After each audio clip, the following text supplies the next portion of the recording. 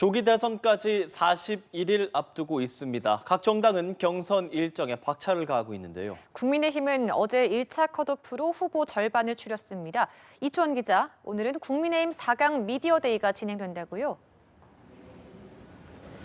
네, 오늘 국민의힘 2차 대선 경선에 진출한 후보 4명이 4강 미디어데이에 참여합니다. 가나다 순으로 김문수, 안철수, 한동훈, 홍준표 후보가 참여하는데요. 이 자리에서 내일부터 이틀간 열리는 1대1 토론 상대를 결정하게 됩니다. 윤석열 전 대통령 탄핵 찬성파 2명, 반대파 2명의 구도로 4강이 나뉘면서 탄핵 책임론을 놓고 치열한 공방이 펼쳐질 것으로 보입니다.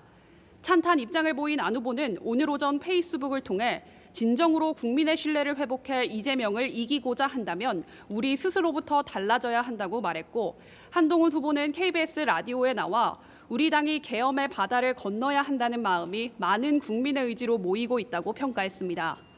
반면 홍준표 후보는 라디오에 출연해 이번 선거는 탄핵 찬반으로 하는 선거가 아니라며 미래지향적 대선을 치르겠다고 밝혔고, 역시 반탄파인 김문수 후보는 여성 전문 군인 확대와 군 가산점제 부활 등의 공약을 내놓으며 정책 행보에 주력했습니다. 이런 가운데 국민의힘은 결혼과 출산, 양육의 부담을 줄이기 위한 당 차원의 대선 공약을 발표했습니다. 결혼 준비 비용을 모두 표시하고 신혼부부 주택 대출을 자산을 기준으로 해 전세 대출 금액을 올리는 등의 내용입니다. 권성동 원내대표 발언 들어보겠습니다. 국민의힘은 디딤돌 대출 소득 기준을 1억 2천만 원으로, 버팀목 전세 대출은 1억 원으로 상향 조정하겠습니다.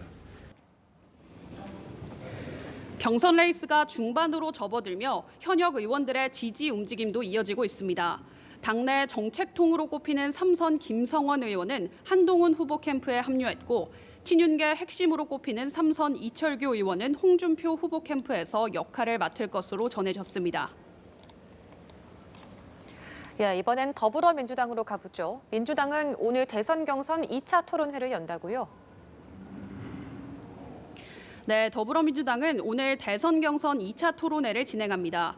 이번 토론회는 1차와 마찬가지로 경선 후보들이 정치와 경제, 외교 등 전반적인 공약과 비전을 제시할 예정인데요.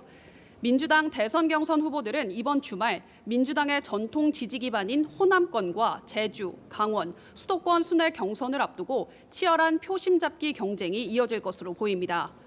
90%에 육박하는 득표율로 1위 자리를 지키고 있는 이재명 후보는 지역 맞춤 공약을 앞세워 남은 순회 경선을 준비하고 있습니다.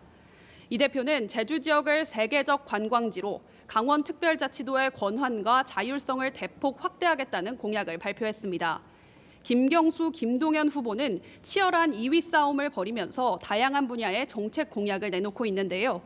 먼저 김경수 후보는 오늘 라디오에 출연해 호남은 민주당의 뿌리임에도 대선이 끝나면 홀대론이 나온다며 5.18 정신은 헌법 전문에 반드시 포함돼야 한다고 강조했습니다. 또 김동연 후보는 오늘 간병 국가 책임제를 포함한 복지 정책 공약을 발표할 예정입니다.